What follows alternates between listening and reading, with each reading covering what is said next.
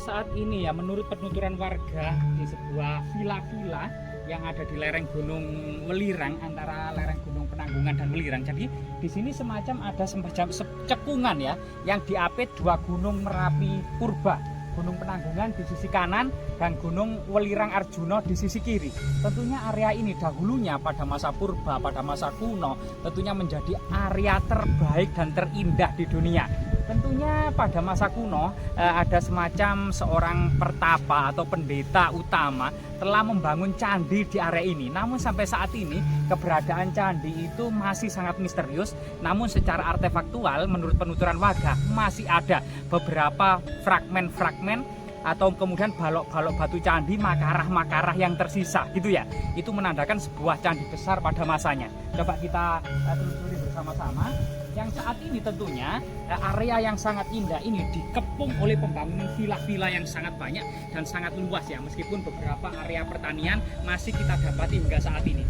Jagung, kebun ketela, ya, beberapa tanaman buah-buahan itu masih banyak.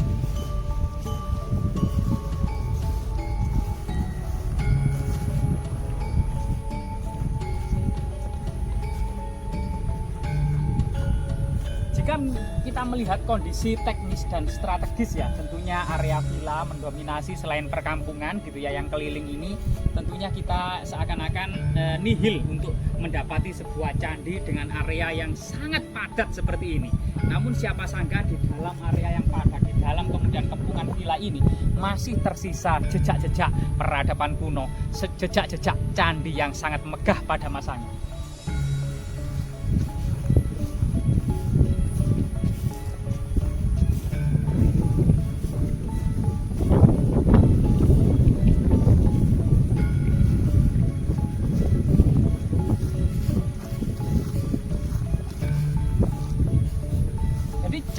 Gunung Penanggungan telah memainkan peranan penting ya, misalnya ratusan percandian, punden berundak-undak, gua pertapaan, altar pemujaan, ratusan yang dibangun pada masa kerajaan Majapahit. Sebagaimana penelitian-penelitian awal gitu ya yang ada di Gunung Penanggungan sejak tahun 1935, para petani kopi dan orang-orang kolonial telah menemukan banyak struktur-struktur. Kemudian didata oleh Van Romon, ada 150 candi yang ada di Gunung Penanggungan. Kemudian didata oleh Puslit Arkenas, kemudian Balai Pelestari Kebudayaan ya, dan berbagai komunitas seperti KAMA, yaitu Kesatuan Keluarga Arkeologi Mahasiswa Universitas Indonesia ya. Nah, ini juga kemudian melakukan pendataan-pendataan sehingga ditemukan banyak sekali, mereka juga menemukan candi-candi baru yang diberi nama sesuai dengan komunitas mereka, KAMA 1, KAMA 2, KAMA 3 dan lain sebagainya. Sedangkan secara prasasti, Gunung Penanggungan ini mulai menjadi perhatian Raja-Raja Mataram kuno dinasti Sailendra Jawa Tengah pada masa Rakai Watupuro Dia Balitung dengan menancapkan prasasti Tulangan 1 atau prasasti Jedong 1 yang berada di desa Wotan Mas Jedongoro itu telah ditetapkan sebagai Simah Perdikan pada masa Rakai Garuda Muka ya, Dia Balitung diidentifikasi karena tahun 910 Masehi.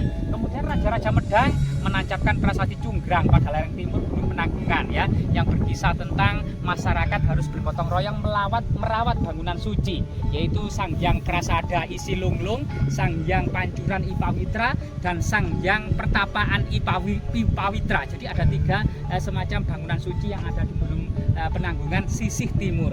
Setelah itu masa Medang ya, masa keturunan Pusindo, Sri Isana dan Lokapala, diduga inilah tokoh pembangun Candi Jolotundo berangka tahun 977 Masehi. Kemudian setelah itu baru pada masa Majapahit meloncat sekitar 200 sampai 300 tahun. Majapahit inilah yang kemudian pembangunan secara besar-besaran ya, candi-candi yang ada di lereng Gunung Penanggungan. Misalnya di pendakian, jalur pendakian Kunjoro Wesi itu ada Candi Wayang, ada Candi Gajah yang dibangun pada tahun 1360 Masehi, masa Raja Hayam Wuruk dan Mahapati Gajah Mada. Dapat kita lanjutkan perjalanan kita.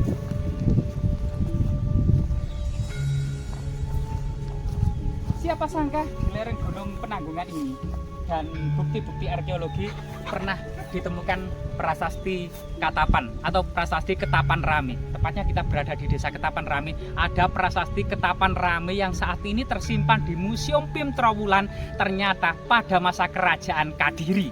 Nah, ini sesuatu yang luar biasa sekali, sehingga kemudian gunung ini kemungkinan memang sudah diakses sejak masa kerajaan Mataram kuno Jawa Tengah, dinasti Sailendra ya, kemudian dinasti Isana, masa Medang Busindok dan keturunannya, kemudian masa Kadiri, kemudian masa Singosari ya, sebagaimana kemudian prasasti Jedong yang ada di Desa Wotan Mas Jedong atau situs Gapura Jedong. Ini juga ada prasasti-prasasti era Kahuripan Kadiri Singosari hingga masa Majapahit. Dan tentunya Gunung Penanggungan dan Welirang ini memiliki peranan penting dalam sebuah tempat akademi ya, tempat orang-orang suci, semacam kampus jurusan agama atau dharma atau jurusan kewiraan atau kanuragan, untuk kemudian menggembleng para kesatria dan prajurit kerajaan Majapahit, di samping kemudian pengobatan bagaimana cerita-cerita tradisi Nyai Paricara, termasuk kemudian tujuan orang-orang pensiunan dari kerajaan Majapahit menggapai moksa. Tentunya banyak sekali para pertapa, sehingga kemudian di lereng ini atau desa ini ada semacam memori yang masih terkenang, yang dikenal dengan Desa Ketapan Rame, yang kemungkinan artinya adalah tempat pertapaan yang sangat ramai. Nah, siapa sangka di jalan yang kecil ini, sempit sekitar 1 meter saja ini, di dalamnya siapa sangka ada candi yang megah. Coba kita dulu bersama-sama.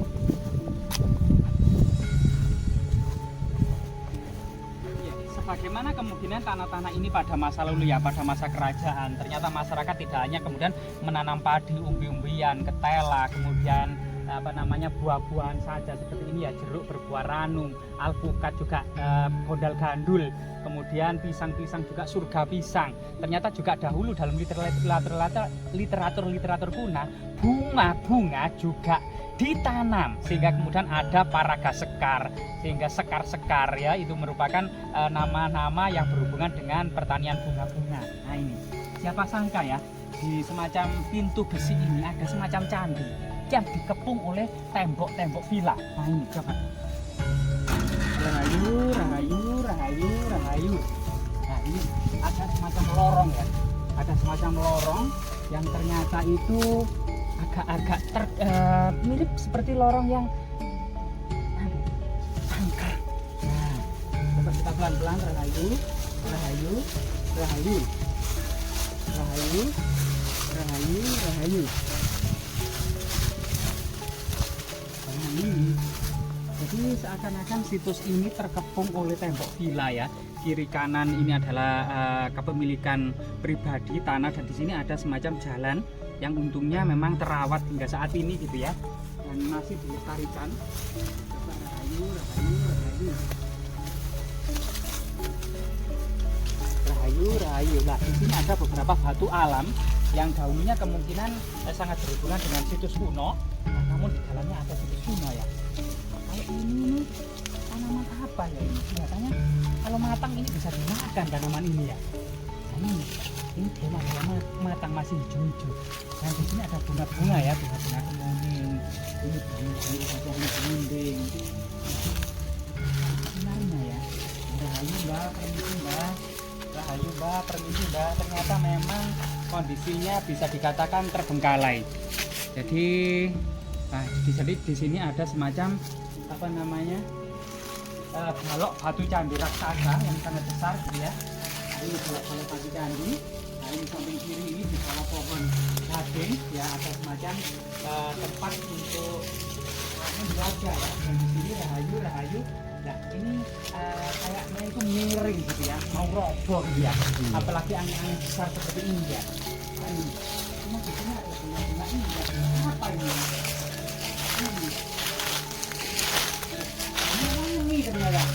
Warnanya itu ungu dan putih ya. Putih. Ini sangat wangi. Nah, ini. Aduh, kasih. Apa? Oh itu ya. Wah, ada tupai teman-teman. Ada tupai, saya sampai terkejut ya. Jadi coba kita sowan kepada leluhur kita ya. Rahayu, rahayu, rahayu. Rahayu, rahayu, rahayu. Rahayu, rahayu, rahayu. Rahayu. Ini rahayu, rahayu, rahayu.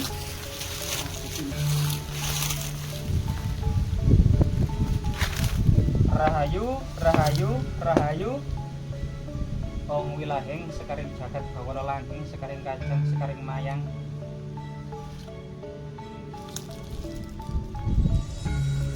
Mbah pun sawan mbah.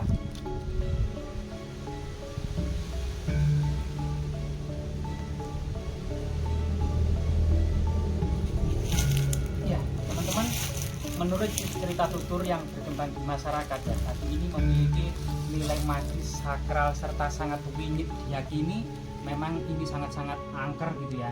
Nah di sini itu dipercaya ada tempat duduk seorang pertapa atau seorang resi yang sedang duduk di batu ini gitu ya, sehingga kemudian masyarakat mengenalnya sebagai situs Watu Sendenan. Bahasa Indonesianya Watu Sendenan adalah tempat duduk bersandar.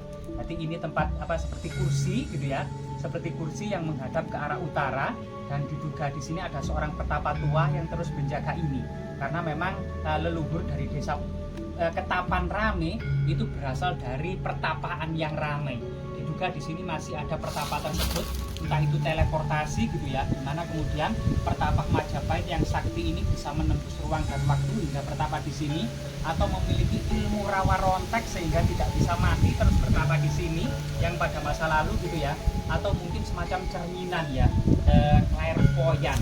Clairvoyant itu semacam orang-orang sakti di Majapahit itu bisa melihat ruang dan waktu, menembus ruang dan waktu ya. Nah ini, dan jika kita lihat di lokasi ini ya, ini ternyata ada banyak sekali blok-blok candi, pinggiran-pinggiran candi, dan diduga di sini adalah makara, pipi kiri kanan dari tangga masuk candi ya, pintu masuk candi bagian bawah kiri kanan itu biasanya ada makara, yaitu pipi tangga candi. Juga ini merupakan pipi tangga candi yang jika kita korelasikan sebagaimana temuan di situs Kumitir, di makam-makam Kumitir, ini banyak sekali pipi tangga candi seperti ini atau makara seperti ini. Ini banyak, ini diduga ini merupakan dahulunya kemungkinan ada candi yang megah yang tinggal reruntuhan atau tinggal puing terserak seperti ini, sehingga kemudian yang lainnya entah kemana, entah karena aktivitas penjarahan, perang, bencana alam, atau sebagian besar masih terpendam di dalam tanah, kita juga kurang tahu ya. Namun di sini adalah sebuah bukti bahwasanya desa Ketapan Rame yang identik dengan kejayaan para pertapa di masa kuno, maka ini terus kemudian menjadi sesuatu yang terhubung atau menjadi sesuatu yang melekat dari nama desa Ketapan Rame yang berada di Kecamatan Trawas, Kabupaten Mojokerto, Jawa Timur.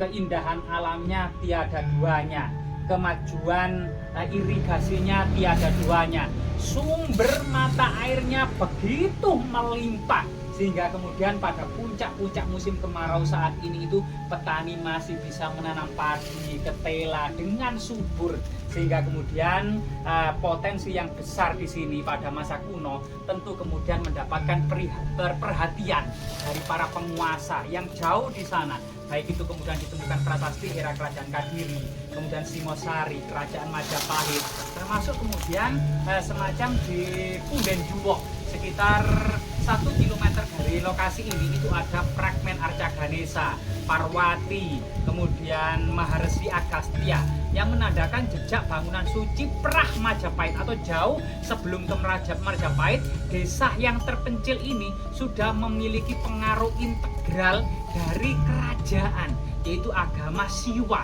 yang biasanya hanya dianut oleh kalangan dan keluarga kerajaan saja, namun kemudian yang masa kuno gitu ya, yang kebanyakan di desa-desa masih penganut kabuyutan, kapitayan, namun berbeda di desa ini sudah ada arca-arca dan panteon-panteon yang mengindikasikan tentang sebuah agama pemujaan atau dharma kasogatan Buddha maupun Dharma Kasaiwan atau Hindu.